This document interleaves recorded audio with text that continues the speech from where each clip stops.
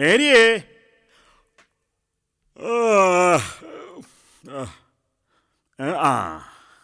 അവര് പോയോടി?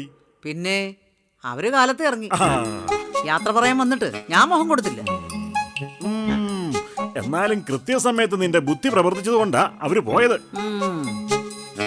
അതെ, നീ സംശയം പറഞ്ഞപ്പോ കല്യാണി കിടുങ്ങിപ്പോയില്ലേ? നിങ്ങൾ തോറ്റു നിൽക്കുകയാണെന്ന് എനിക്ക് തോന്നിയത് കൊണ്ടാ. അല്ല, സത്യത്തിൽ നിങ്ങൾ അത്രയും നേരം അവളോട് എന്നതാ പറഞ്ഞത്? എന്നതാ മേരി ഇത്? നീ എന്നെ സംശയിക്കുവാന്നോ?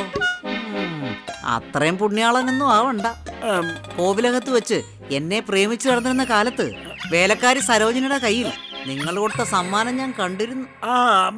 അത് നിന്നെ കാണാനൊരു അവസരം ഉണ്ടാക്കി തന്നത് ഞാൻ കൊടുത്തതല്ലയോ? ഒരു ലാഭവും ഇല്ലാതെ ഞാനൊരു സാധനം കൊടുക്കുവോടി? ആ പണ്ടാരങ്ങൾ ഈ നാട്ടിൽ നിന്നൊന്ന് പോയാ മതിയായിരുന്നു. ഇനിയിപ്പോ അവര് കോവിലകത്തോട്ടെങ്ങാനും പോവോ? ഏയ്, പോവില്ല. നോക്കാം. സാറിനെ പോലുള്ളൊരു MLA മന്ത്രിയൊക്കെ ആയാലേ ഇനി നാടിന് രക്ഷയുള്ളൂ. നോക്കാം. ഇലക്ഷൻ വരുമ്പോ കയറി നിക്കണം സാറേ, ഞങ്ങള് കുത്തിക്കോളാം. പിന്നീന്ന് കുത്തുന്ന കാര്യം അതല്ല ഉദ്ദേശിച്ചത്.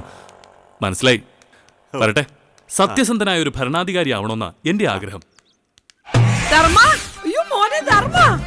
ഒന്നവിടെ നിക്ക്. അയ്യോ മോനെ, അമ്മായി എത്ര നേരം മോനെ കാത്തിവിടെ നിൽക്കുന്നു അറിയോ? അമ്മായിയാടാ. അയ്യോ, ആരാ? ഇത്തിരി എളുപ്പ കണ്ടതാ നിന്നെയൊക്കെ. ഇപ്പൊ അങ്ങോട്ട് വളർന്ന് മുട്ടനായി. എന്നാ ഞാൻ അങ്ങോട്ട് നടക്കട്ടെ സാറേ? ശരി. ഞാൻ ഈ നാട്ടിൽ വിശദമായിട്ട് ചോദിച്ചു. എല്ലാവർക്കും ധർമ്മം മോനെ കുറിച്ച് പറയാൻ 1000 നാവാ. അമ്മായിക്ക് സന്തോഷായി.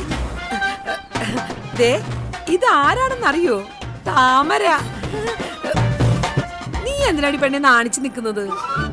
ഇതേ നിന്റെ ധർമ്മേട്ടനാ. കണക്കനുസരിച്ച് പറഞ്ഞാ നിന്റെ മുറച്ചെറുക്കനാ.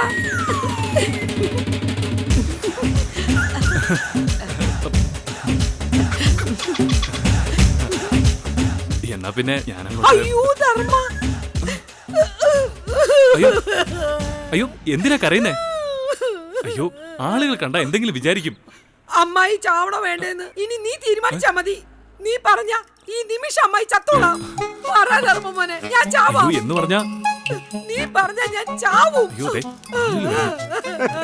എന്താ ധർമ്മ, വല്ല പീഡന കേസും ആണോ? ഞാനൊന്ന് പോടോ. ഞങ്ങളുടെ മോനെ ഞങ്ങളെ പീഡിപ്പിച്ചാലേ ഞങ്ങൾ അതങ്ങ് സഹിച്ചു. ചേട്ടൻ പൊയ്ക്കോ, ഇത് ഞങ്ങളുടെ ഫാമിലി മാറ്ററാ. എന്താ നിങ്ങളുടെ ഉദ്ദേശം? ഞാൻ ഈ നാട്ടില് മാന്യമായിട്ട് നടക്കുന്ന ഒരാളാ. ഇന്ന് വരെ ഒരു പെൺകുട്ടിയുടെ മുഖത്ത് പോലും നോക്കിയിട്ടില്ല. അല്ലെങ്കിൽ പിന്നെ എവിടെയാ നോക്കുന്നേ? അയ്യേ മോനെ, നീ അമ്മായിയുടെ കഥ ഒന്ന് കേക്കണം.